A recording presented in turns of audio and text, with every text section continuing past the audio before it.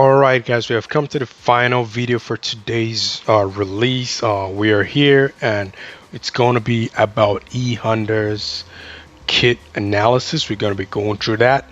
Before I proceed, welcome to my channel. It's your boy Shinryu once again, and we're about to delve deep into the Rich E-Hunter kit analysis. Okay, we're going to be going through the fighter trial realm to see how much his kit translates to actual action. Now, once again, I'm always going to say this. You guys already know this by now if you've been following my channel for a bit. It is important to ensure that your fighting heart is in good stature when it comes to some of this stuff.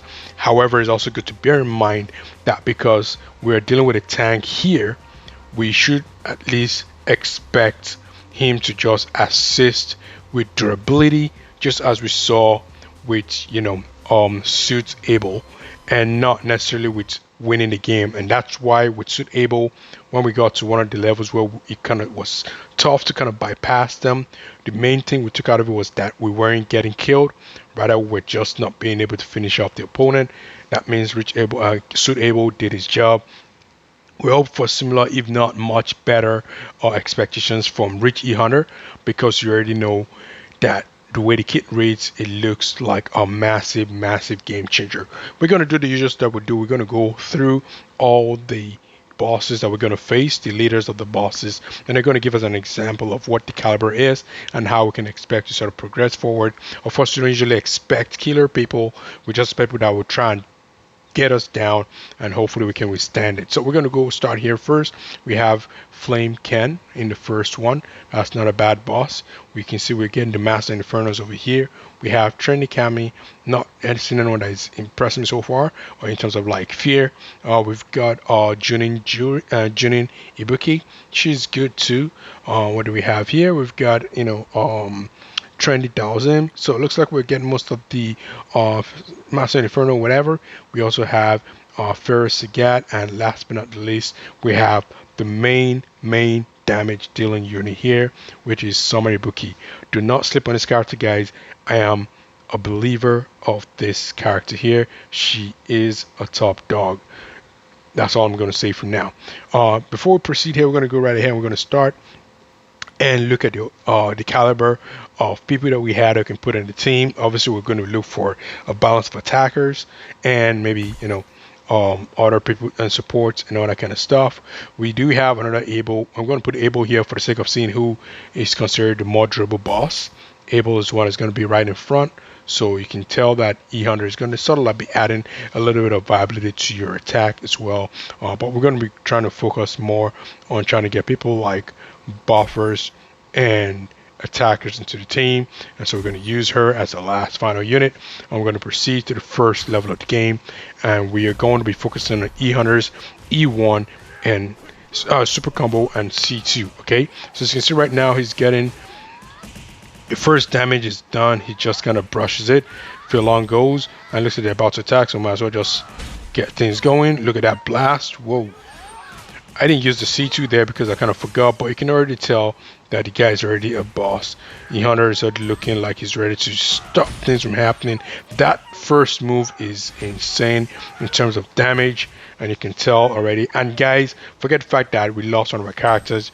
You could have seen, you saw that I took my time to start attacking because I wanted to see his durability with regards to taking a few of that moves first. He passed this first stage with flying colors, but we don't have to raise our trumpets up yet. Let's see what happens in the next battle. Okay, Trendy Kami, very tricky character. She's paired with some of the best units out there in terms of like power as well as healing abilities, so we can expect some good stuff. I'm going to put my own Ryu as well, and I'm going to be putting some buff there as well. Okay, but we're going to be dependent on E-Hunter, C1 and C2, and this time around we're not going to be waiting for a long time to execute our first move because we have to be realistic as to the actual situation that we actually face. You can see he is being durable on the onset. It's not something that you're going to get cleaned out really easily. He's going to get a chance to do his moves. We're going to do this as well. Woo! And we're going to use Dawson this time around. Attack isn't pushing us forward yet, but we We're going to try again with Reaching Under. We're going to try and do this. Reaching Under is not ready to do another move. So we're going to take over. But you can see here, all of a sudden, a guy that looked like he was about to deplete, boom, full health here. This is pretty much nice stuff, okay? So the thing about the character is that he gives you this fear that he's about to lose because obviously he's kind of slow, but then he kind of picks up quickly, and then the rest is history. All right, I'm going to put my favorite characters here. You know, if Mad Ryu is in the option there, I'm going to select him regardless of what people think of his viability. I think it's a pretty decent character. Now we have able to protect the other team, so I actually love this exhibition here. It's going to be tank versus tank. Let's see if Abel can stop us, and let's see if he can influence the team as well.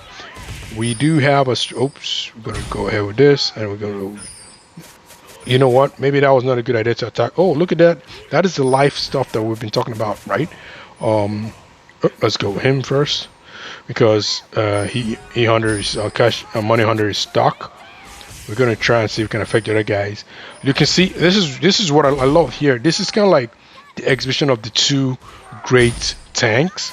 And you can see Abel is doing a strong job in protecting the other units over there. I think I need to focus on, you know, using Viper, because we need to go attack. Oh, I should have tried the second move there. And now, oh, I did the wrong move there. Gal was too far, so I couldn't afford to use this. So far, all we can see is that we are very much okay. We need to see Viper to attack real quick so we can get rid of Gal. Come on. I was kind of slow with that regard there. Let's see if we can do something here. And we're going to go right ahead and just, you know, blast everything real quick here, okay? Just going to go right ahead and just continue. Let's see what is happening here. Give me a moment here. And we're back. Sorry about the interruption there. Pretty much had sound distortion coming afterwards as well. So I have to do a voice over the recording, and hopefully I will be able to give you as much details as I did during the live recording. I was told it's going to be a bit of an advantage, and I'll try and take you through what I was trying to do and accomplish prior to eventually having our voice resume. Now, obviously, what is happening here, this is a battle of the tanks. We have the special tank and we have the regular Thunder tank, and you can tell Abel starts to do an extremely great job in protecting his lineup, and it was actually tough to beat. In the process, we also have Gal with the huge damage and B-Zangief to assist as well, and we did actually lose Sea Viper as a result. However, that ended up being a blessing in disguise, because that forced me to use the C1 and the C2 that I originally was hoping to use, but I got distracted from using because I wanted to hopefully progress going forward. And after that, it became a breeze, because using the C1 and the C2 guarantees that damage reduction drop in the opposing team, and as a result of that, you now have a chance to go right ahead and overcome the opponent quite easily. Watch and you're going to see what I'm talking about, but for now I believe this is where the sound resumes, so hopefully we're able to hear what I have to say. Thanks for tuning in. Cheers, and let's go. Protecting the rest. I'm going to use her there. That was actually a wrong move there. He was either stunned or not ready. There's a lot of stun that is happening because obviously of B-Zangief here, but you can see that Abel is totally getting his own job done, and somehow we are not doing right because we tried to go offensive with, you know, E-Hunter, and we are not able to defeat this team. This is insane. It is, when we previewed it, it was Junin Ibuki that was pretty much the face, but the true face of this particular team is actually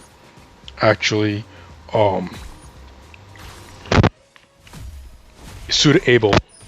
Just gonna go right ahead and we're gonna try again, but this time I'm gonna focus on using the C1 and his super combo on C1, and see if that actually helps. You know, first of all, we're giving us durability, and then hopefully eventually able to, you know, attack the other team. So I'm gonna keep on trying here still, and we're gonna be going with AoEs as well. We need to be careful because somehow he seems to be more viable with protecting his team than we are with our own case here. So it looks like combining E-Hunter, C1 and C2 is actually making a massive difference here. Look at that. Look at that. This is a tank who actually took care of business. We went on the offense initially using Sea Viper and Mad Ryu, and now I just said spend on Rich E Hunter, and Abel's defense wasn't able to help against that attack. So this is actually a very very strong tank that does massive damage from an attacking standpoint. I'm gonna go right ahead and put my boy there again. We're gonna use the same kind of lineup, but instead of having Yang, we have Yun. We're gonna go right ahead and proceed as usual. Now we've got the team of Dalzims, but we should be fine regardless. They're gonna probably attack first. You could say about Rich E Hunter is that he's more durable when it comes to that initial stage where he doesn't attack on time, and then you guys, and then of course the rest can happen. As you can see right now, once we get into a groove, he's already ready to take care of business. This character is amazing, man. He's literally influencing the offensive side of the game, and he is protecting the team.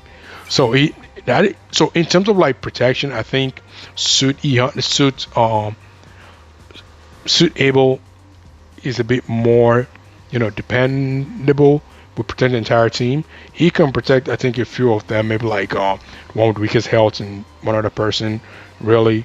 But he sort of like complements that with having massive offense, and yeah, really really impressed with the character so far. We're gonna go with a team of gals, and we're gonna go with him as well.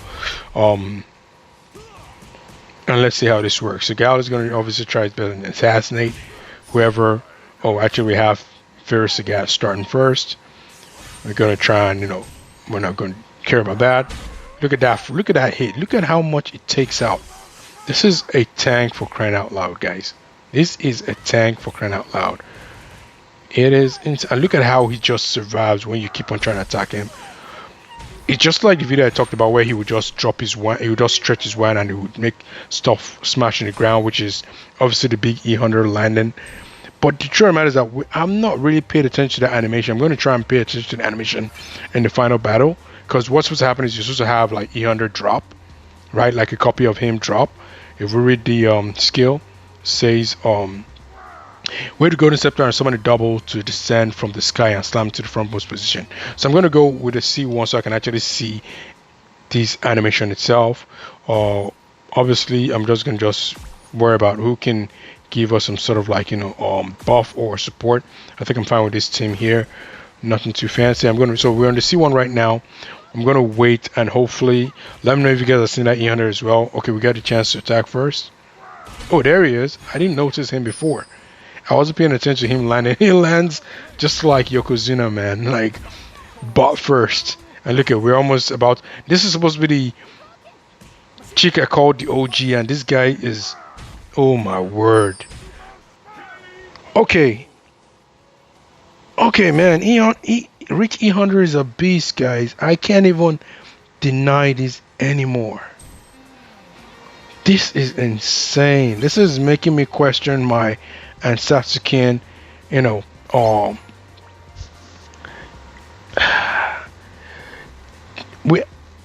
I'm actually super impressed, man. I'm actually super impressed with this character. Like, here's obviously we didn't face like the likes of the Bisons and all that kind of stuff, but outside the Bisons and the evil reuse, this guy is showing super massive potential. We already done with this, and obviously you can see we spent some time trying to like deal with some other distraction that came on the side there, but really really amazing character.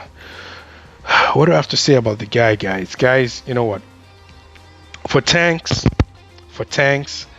we have to look at Gouken again. We have to look at what is making Gouken really really important. Honestly, number one, the sentiments, because it's an assassin game for me. But number two, we can't mess with that,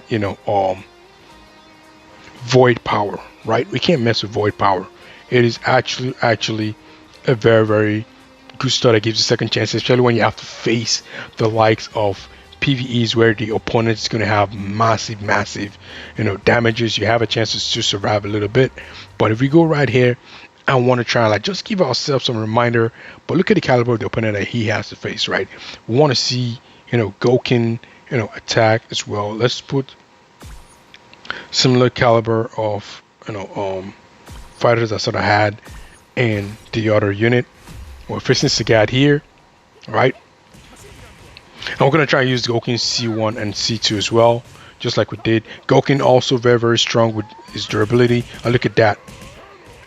I feel bad that I'm actually like doubting him, but I think we have someone that's actually giving us a reason to question the ranking of the tanks, but he is dope. Like look at Gokin there doing his stuff, still showing his viability and why he's extremely important. And I'm going to try to use Gokin again, and then do this. But that damage there, I would like to see Gokin go up against E100 and how does that sumo dropping move affect everybody else. And of course, don't forget Gokin is a tank, and this guy is a major protector of every other person. But the shield that the other Gokin bring, that Rich E100 brings to continually protect you guys, as long as you can spam those shields, you're reducing one less attack on the opponents.